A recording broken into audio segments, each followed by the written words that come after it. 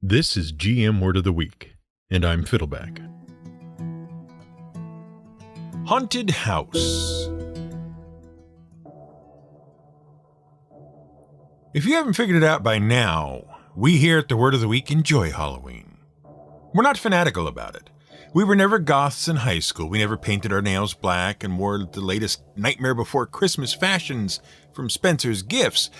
We didn't go participate in the weekend-long celebrations of the macabre here in our little hometowns.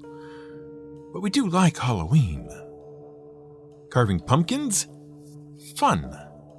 Fake spiderwebs and wooden tombstones with funny epitaphs on the lawn? Yes.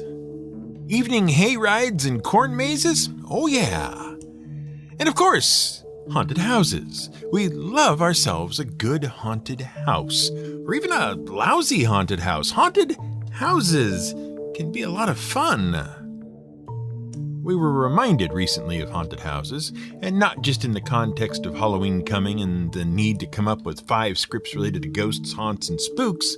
We were reminded of them in the D&D context.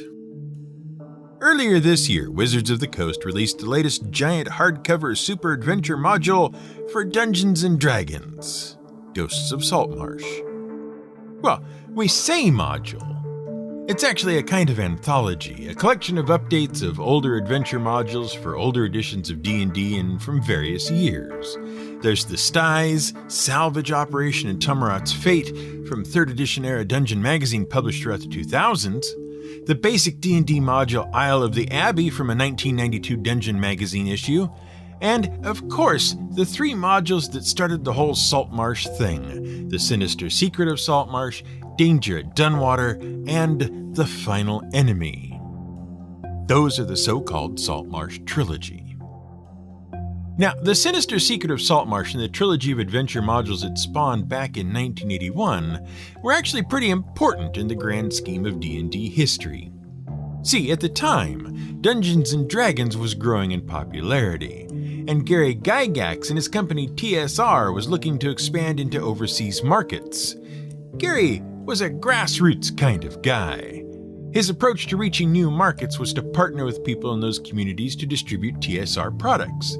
And when it came time to get the D&D brand into the British Isles, TSR partnered with a company called Games Workshop. Founded by Ian Livingston and Steve Jackson, the other Steve Jackson, who had made an early name for themselves with a series of choose-your-own-adventure-style books known as the Fighting Fantasy series, Games Workshop started off in 1975, humbly selling painted wooden boards for chess and other games.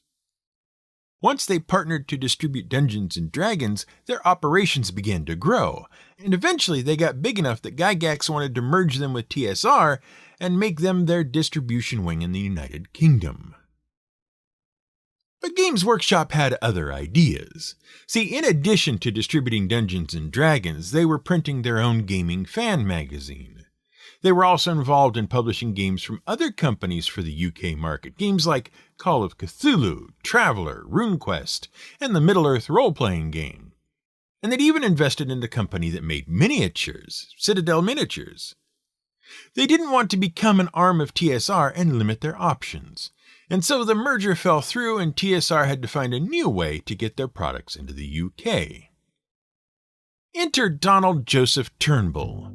He was a maths teacher. Notice we said maths because he was British, but had a passion for gaming, and he'd designed several games that had earned him some renown and a few awards in the wargaming community. He also published a gaming fan magazine called Albion. And it was to Don Turnbull that Gygax turned to head up the new TSR UK Limited. But Turnbull wasn't interested in just importing or republishing existing TSR materials. He and his crew were designers and creators at heart, and they wanted to create content that would suit the unique needs of the UK market. Like putting the U back in armor. No, seriously. See, after they proved themselves by publishing the well-received Fiend Folio, TSR UK and Don Turnbull followed it with the first ever British Dungeons & Dragons module written by Brits for Brits. And it even says that in the preface. The sinister secret of Saltmarsh begins with a preface from Turnbull himself, beaming with pride over the module, and warning American gamers that they might find some linguistic and cultural oddities in the module due to its Britishness. Because it was British, you know. Now, the sinister secret of Saltmarsh followed several conventions that had been established in modules before. It presented a little town to use as a home base, though if you're looking for any background info on Saltmarsh, you won't find much. Second, it built on the success of a very popular tournament module from 1977 known as Tegel Manor. Now, Tegel Manor was a pretty interesting module itself for its day. See, it was not your typical dungeon crawl, which was the standard format for modules back then. Instead of wandering from disconnected room to disconnected room fighting through a grab bag of challenges in an underground labyrinth, the heroes wandered from disconnected room to disconnected room fighting through a grab bag of challenges in a totally above-ground haunted manor house. And it was just as weird and silly as anything that came before. Why were there zombies following the orders of a giant rat in a cape and a hat? What did that Mouseketeer and his zombie horde have to do with anything? Who knows? Certainly not us. But Saltmarsh was different. Apart from having unnecessary U's in various words and being very British indeed, it was also about a haunted house that wasn't really haunted. Oh yeah, spoiler alert. Sorry. See, in the first of the module's 2 parts, the heroes were tasked with exploring and de-ghosting a very haunted house that the locals won't go anywhere near. Except, it turns out that the house is actually being used by smugglers, and they are faking the haunting to keep the locals away. It was basically an episode of Scooby-Doo. Oh, those wacky Brits. The haunted house thing was just a ruse, just a distraction. Now, of course, when we're talking about haunted houses in this context, we're talking about haunted houses for fun and profit. Which, to be fair, was precisely why players explored Saltmarsh and why TSR UK published it, and, for that matter, why the smugglers were faking a haunting anyway. The idea of presenting a scary story about a house occupied with wayward spirits and creatures of the night for fun and profit is nothing new. In fact, the very first recorded story of a haunted house dates back to sometime around the end of the 1st century CE. And it was written by Gaius Plinius Caecilius Secundus, better known as Pliny the Younger, which was to distinguish him from his uncle Pliny the Elder. Now, we've talked about Pliny the Elder before. You remember, the famous Roman soldier, statesman, attorney, and natural scientist who compiled his natural history and thus populated about half the D&D monster manual with strange and totally real beasts that really existed, really. Well, Pliny the Younger was his nephew, and honestly, it's easy to get the two confused because Pliny the Younger was also a soldier, attorney, and statesman. But he didn't write an ancient Roman version of fantastic beasts and where to find them. Nope, he was big into writing letters, and he compiled his private letters in 9 books, and those letters have proven to be a fascinating and invaluable look at day-to-day life in turn of the 1st century Rome. And Pliny seemed to know exactly what he was doing. See, the letters are pretty carefully composed. Each focuses on a single subject, and each is written in a slightly different writing style to fit the subject. And that's not just us editorializing. Pliny himself explained how he composed these letters. He was very proud of them. See, at the time, the composition of Literae Curiosius Scriptae was all the rage among the wealthy. That means letters written especially carefully, and Pliny developed the composition into an art. Anyway, in amongst all of the various bits of social, political, and literary criticism and words of advice and wisdom and the prosaic descriptions of the natural world and matters of finance of the management of his estate, there's also a story about a haunted house. And it's the sort of story about a haunted house that would be completely familiar to any modern moviegoer.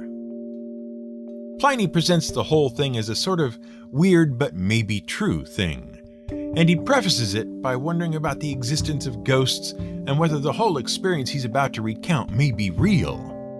and he mentions a friend of his who had an encounter with a ghost one time. And then he launches into a story. It's the story of a house in Athens, an unoccupied house with a bad reputation that was going for cheap, and a skeptical traveler who was happy to rent the house and who wasn't scared of no ghost. And you know what happens next. Weird noises, rattling chains, and then finally, an angry ghost. And the man runs away. And it turns out the house has been the site of some sort of grisly murder, and the body has been buried under the basement. Honestly, we're rushing through the story because it's basically every haunted house story ever. It's practically most of the plot of the 1982 Spielberg film Poltergeist, except with more togas and less Native Americans and scary clown marionettes. And Poltergeist wasn't even the first big haunted house film. There were decades worth of haunted house films predating that one, even though it was pretty great. There were plenty of classics like 13 Ghosts in 1960, The House on Haunted Hill in 1959, The Uninvited in 1944, and many, many, many more. We could probably fill a whole episode just listing movies about haunted houses, and books, and stories, going all the way back to 100 CE and Pliny the Younger. But even though we don't have enough time to talk about every haunted house movie ever made, we do have to mention one that stands out from most of the rest. Not because it spawned a book and movie franchise that is still gaining new entries to this very day, despite it having been released 40 years ago, but because of the supposed truth and the very real controversy around the whole story. Let's talk about the Amityville horror franchise. A story which hits particularly close to home for those of us of the Word of the Week team who lived on Long Island in New York, and therefore lived basically down the proverbial street from a supposedly totally real and world-renowned haunted house. Of course, most people know about the Amityville horror films. To date, there have been over 20 films released in the franchise, including remakes, sequels, prequels, theatrical releases, television movies, and direct-to-videotape or DVD or streaming service of your choice releases. But the franchise starts with the release of the film The Amityville Horror, directed by Stuart Rosenberg and starring James Brolin and Margot Kidder. It was made on a budget of under $5 million. Those are $1979. And made almost $90 million at the box office, which makes it pretty dang successful. In fact, at the time, and for a long time thereafter, it had the distinction of being the most successful film ever made by an independent studio. In the film, George and Kathy Lutz are a pair of young newlyweds who purchase a home at 112 Ocean Avenue in Amityville, New York, and call on the family's Catholic priest, Father Delaney, to bless their new home. Like you do. The blessing does not go well, and Delaney is cursed with odd supernatural occurrences, including being hounded by swarms of insects, developing strange illnesses, and having his palms seared and blistered by unknown means. The couple continues to have terrible experiences in the home as well. They discover a secret room in the basement, and after opening it, a disembodied voice demands they get out. Kathy's children from her prior marriage, and George himself are affected in various ways, as is the family dog. It gets pretty bad. Eventually, George's research turns up that the land might have once been used by Native Americans of the nearby Shinnecock tribe as a burial ground, or perhaps a place where they abandoned their insane to die. And later, it was used by a Satanist to conduct terrible rituals. Oh, and also, the house was the site of a grisly murder 5 years before. So this house had pretty much every imaginable reason to be very extremely incredibly ridiculously haunted. And it's all true. Well, some of it is all true, and the rest of it is supposedly true. except for the parts that were changed slightly for poetic license, and the parts that were just made up completely. See, the film, The Amityville Horror, was based on a book, The Amityville Horror, written by Jay Anson and published in 1977. And the book relates mostly the same story. And both the book and the film have been the source of numerous controversies and even lawsuits since that date. And that's because of the claim that the entire story is true. The story of the Amityville house starts in 1974, when a troubled young man named Ronald DeFeo Jr. shot and killed 6 of his family members in their sleep and then ultimately confessed to the murders. After killing his family, Ron DeFeo entered a nearby bar and asked for help because his parents had been shot. At that point, he didn't confess to the murder. Obviously, the police were called. They investigated and found some oddities in the deaths, such as the fact that all of the family members had remained comfortable in their beds despite the noise of rifle shots going off in other rooms, and the fact that some of the children appeared to have been awake when they were shot and put up no resistance. The inconsistencies led the police to doubt DeFeo's story that a mafia hitman had taken out the family. Under questioning, DeFeo broke and admitted to carrying out the crimes himself and provided the police with numerous details about the event that corroborated his confession. He said that once he had started the act, he couldn't stop himself. Due to substance abuse problems and diagnosed mental illnesses, DeFeo's attorney tried to raise an insanity defense, but DeFeo was convicted of murder in the 2nd degree and is currently still serving out 6 consecutive life sentences in the Sullivan Correctional Facility in New York. That's all true. It really happened. In December of 1975, George and Kathy Lutz and Kathy's 3 children moved into the DeFeo's old house at 112 Ocean Avenue. This also really happened. And further, the couple really did abandon the house just a month later in January of 1976, leaving all of their possessions behind. And they never went back. The Lutzes later reported everything from demonic figures associating with their young daughter, to mysterious smells and sounds, to furniture and decorations around the house being suspiciously moved to new locations. But, while we're on the subject of things that really did happen, a book editor at Prentice Hall was intrigued by the couple's tale of having been frightened out of their home by terrible supernatural events and wanted to buy their story. And that editor introduced the couple to Jay Anson, the author who would write the story. The Lutzes agreed to share their story, but they didn't work directly with Anson. Instead, they tape-recorded everything they could recall about their 4-week experience at the house, 35-plus hours of recordings in all, and handed them over to Anson. And then Anson wrote the book, and then the book became a movie, and then the movie and the book became successful franchises. Oh, and there is one other thing that really did happen. They really did consult with the priest during their stay at the house, and they really did try to get the priest's advice on how to deal with evil spirits living in the house.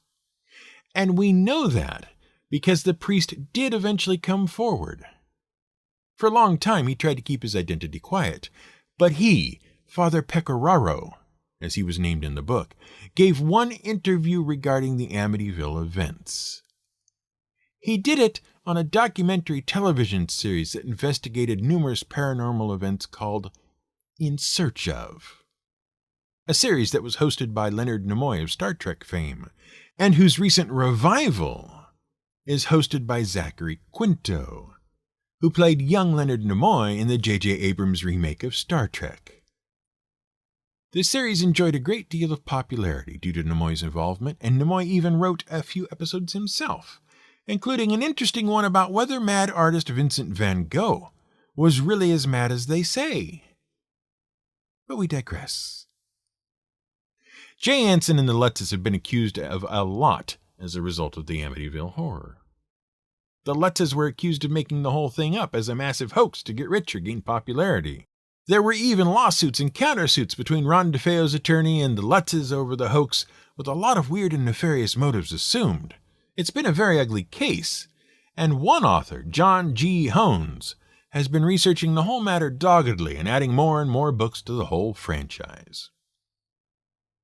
It should be noted, though, that whatever may or may not have happened in Amityville, it is very unlikely the Lutzes had anything nefarious in mind when the incident happened. They never sought publication of this story. They were approached, and while they did earn royalties from the books and movies, they never made very much. They were plagued by financial and personal difficulties for years, and they divorced in the late 1980s. Moreover, until their deaths, Kathy's in 2004 and George's in 2006, they never once went back on their story, or added to it, or embellished it, or changed it in any way, or got caught in any lies. Granted, their story was a lot less detailed than what Anson's book presented, but then, poetic license. So who knows? The point is, the whole affair was neither fun nor profitable for the Lutzes, though a number of authors and filmmakers did make out pretty well from it. But speaking of the fun and profit in haunted houses, have you ever wondered when and how the tradition of actual haunted houses got started? Like, who set up the first haunted house type attraction that you could tour for a bit of spine-tingling, cathartic fun while someone else made a profit? Well, we found ourselves wondering exactly that, and it turns out that the first popular haunted houses weren't really established for fun and profit. They were established to stop teenagers from destroying property. Seriously. See, the celebration of Halloween came to the United States mostly by way of England and Ireland, and we've talked about the history of Halloween in Europe before.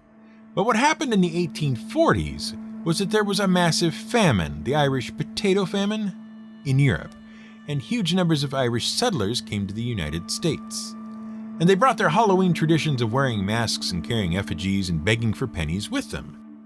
And bonfires. Because after 1606, a bunch of other stuff got rolled into Halloween because Catholic radical Guy Fawkes was executed for conspiring to blow up Parliament to end Protestant rule in England. But that's another story. Anyway, Halloween became a pretty big thing in Irish communities after that in the United States, and the celebrations continued to grow, and they started to include other aspects like minor pranks and mischief. But then, in the late 1920s and beyond, the economy of the United States, and most of the world, kind of collapsed and everyone was doing pretty badly. No one had any money, and teenagers had nothing to do. And so the minor pranks started to escalate into vandalism, and then even into hilarious pranks like physical assault and battery. That happened.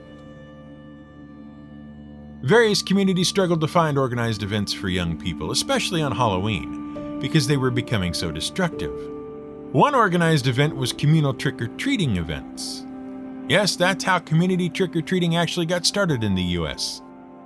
Another event, geared for older kids, involved different members of the community decorating their cellars with spooky props and wearing creepy costumes. Kids could go from house to house and tour the scary basement setups and do their best not to get scared to prove how cool they were, while others did their best to scare them, and thus, no one had to be physically assaulted. And that's it. Or at least that would have been it. Sure, some people notched it up a little and built year-round, standalone haunted houses to tour. But they weren't big or popular. But then, one of the best profiteers in American history realized that the tradition of scary props and spooky setups could be serious fun and bring in serious profit. So in 1969, Walt Disney opened the Haunted Mansion ride at Disneyland in Anaheim, California. A few years later, haunted houses were everywhere. Because Disney knew what Turnbull and TSR UK knew. There can be a lot of fun and a lot of profit in faking a haunting, if you do it right. This has been GM Word of the Week. It's written and researched by The Angry GM and produced by me, Fiddleback. You can support us on Patreon at patreon.com/GM Word of the Week. You can find more at gmwordoftheweek.com and theangrygm.com.